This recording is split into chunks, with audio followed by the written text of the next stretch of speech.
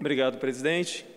Meus cumprimentos aos colegas que ainda se fazem presentes no plenário, aqueles que ainda estão nas galerias, aqui nos visitando, sobretudo aos funcionários do IEMA, que permanecem firmes aí na resistência, e também aos funcionários da casa e aqueles que nos assistem pela TV Assembleia.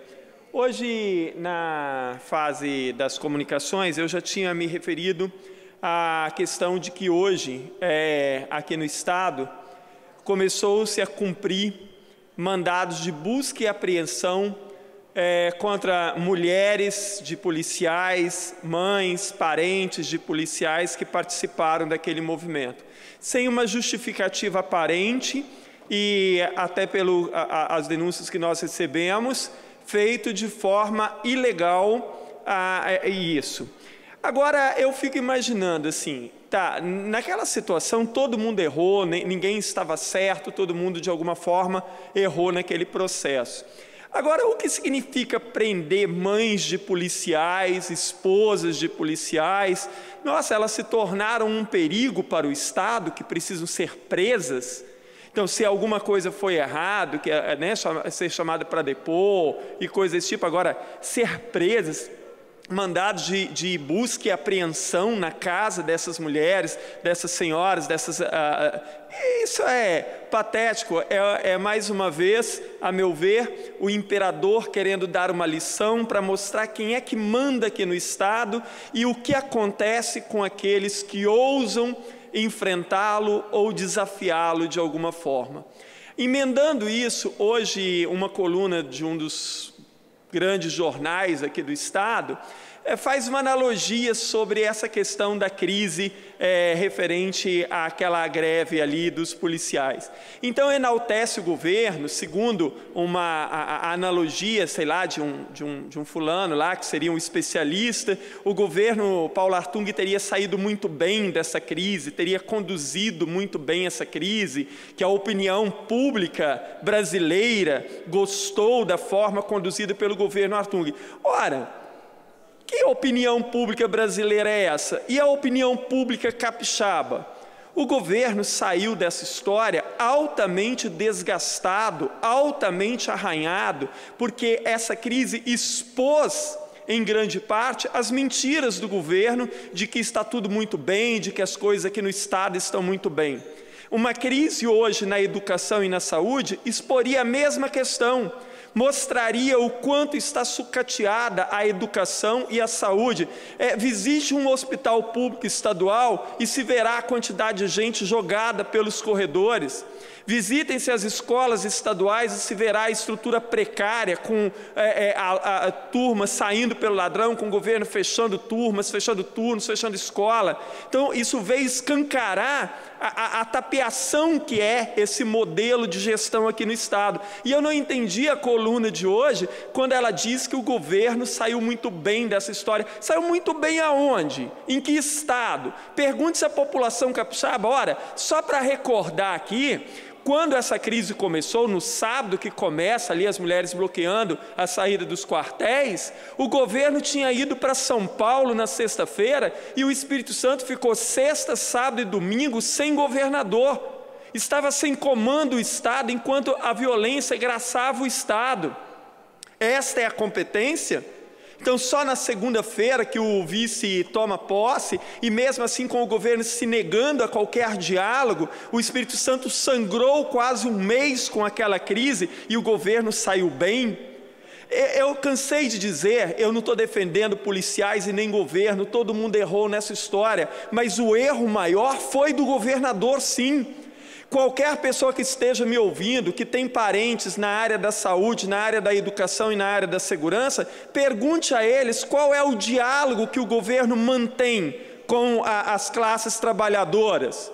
Pergunte a eles a situação da saúde, a situação da educação e a situação da segurança. Eu não estou inventando nada, eu não estou fazendo uma crítica pela crítica ao governo porque sou oposição. Eu estou fazendo uma analogia da realidade. Então, assim, é lamentável ter uma parte do texto do colunista que ele diz assim, por trás desse movimento teve a bancada da bala do Congresso. Que isso? que há deputados estaduais que se deram mal na eleição da mesa, ajudaram a fomentar esse movimento. Isso é patético. Ora, quer-se arranjar um bode expiatório de todas as formas para dizer que o governo não foi o maior culpado dessa história. Então, assim, é lamentável. E mais lamentável é essa questão hoje da gente saber que mães de policiais, esposas de policiais estão sendo presas por mandados de busca e apreensão. Ora, me faça o favor, eu imagino que essas mulheres devem representar um grande perigo para o Estado e por isso precisam ser presas. Hoje esteve aqui o secretário da Fazenda fazendo prestação de contas e eu levantei mais uma vez a questão da maquiagem que é feita com as contas públicas, sobretudo na educação, quando o governo afirma que investe 27% em educação. Todo mundo sabe que a Constituição diz que os governos estaduais e municipais têm que investir no mínimo 25% em manutenção e desenvolvimento da educação, ou seja, em investimento propriamente dito. Aqui no estado do Espírito Santo, desde o ano de 2009, quer dizer, desde o último governo do governador Paulo Artung, começou a se maquiar essas contas da educação. O governo Casagrande continuou fazendo isso, Paulo Artung retornou, continuou fazendo. Hoje o estado mal investe 20% dos 25 obrigatórios. Está colocando na conta da manutenção e desenvolvimento da educação o pagamento de pensões e aposentadorias, o que não é permitido nem pela lei, nem pelas leis existentes, nem pela própria Constituição. Quer dizer, isso é um crime de responsabilidade do governo do Estado. Nós fomos a Brasília na semana retrasada e denunciamos, fizemos uma representação direta à Procuradoria-Geral da República, pedindo uma intervenção na questão da educação aqui no Estado e pedindo que faça um ato de inconstitucionalidade do amparo que o Tribunal de Contas tem dado a esse crime cometido pelo governo do Estado, que não investe o mínimo de 25% na educação. Enquanto o governo faz essa maquiagem, turmas são fechadas pelo Estado afora, escolas estão sendo fechadas, enquanto o governo o tempo inteiro faz propaganda da chamada escola viva, enganando a opinião pública.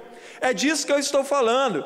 Então o tempo inteiro, porque o governo do Espírito Santo é um modelo de gestão, é um modelo a ser imitado, maquiando as contas como vem maquiando, sucateando a educação, sucateando a segurança, sucateando a saúde, querendo fechar órgãos agora como o IEMA, por exemplo, que é um órgão extremamente importante para o Estado.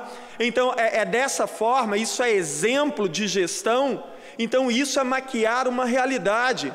A situação do Estado, a situação real, aquela vivenciada pela população, nada tem a ver com esse modelo de gestão criado de forma fantasiosa e vendida pela imprensa nacional e estadual, né? E isso a custa, obviamente, enquanto falta dinheiro, falta recurso para os hospitais, falta recurso para a segurança, falta recurso para as escolas, e o governo gasta milhões em publicidade para aí tentar criar novamente ou recriar esta imagem do grande gestor, do governo e tal, enquanto se gasta milhões em publicidade para fantasiar, para enganar a opinião pública.